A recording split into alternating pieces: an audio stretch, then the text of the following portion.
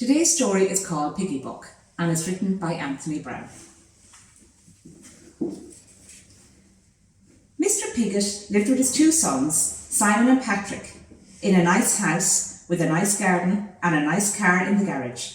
Inside the house was his wife. "Hurry up with the breakfast, dear," he called every morning before he went off to his very important job.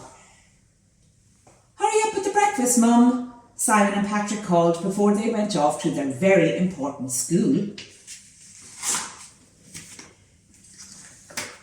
After they left the house, Mrs. Piggott washed all the breakfast things, made all the beds, vacuumed all the carpets, and then she went to work.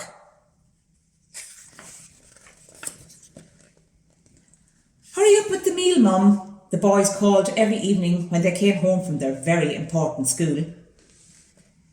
"Hurry up with the meal, old girl," Mr. Piggott called every evening when he came home from his very important job.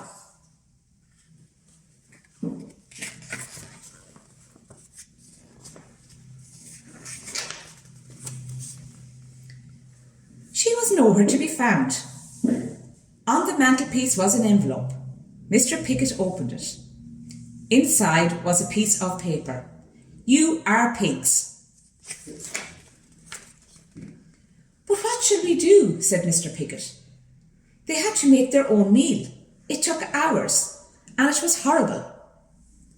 Next morning, they had to make their own breakfast. It took hours, and it was horrible. The next day, and the next night, and the day after that, Mrs. Piggott was still not there. Mr. Piggott, Simon and Patrick tried to look after themselves. They never washed the dishes. They never washed their clothes. Soon the house was like a pigsty.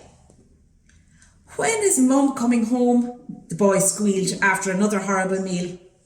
"How should I know?" Mr. Piggott grunted. They all became more and more grumpy. One night, there was nothing in the house for them to cook. "We'll just have to root around and find some scraps," snorted Mr. Piggott. And then Mrs. Piggott walked in. "Please come back," they snuffled. So Mrs. Piggott stayed. Mr. Piggott washed the dishes. Patrick and Simon made the beds. Mr. Piggott did the ironing.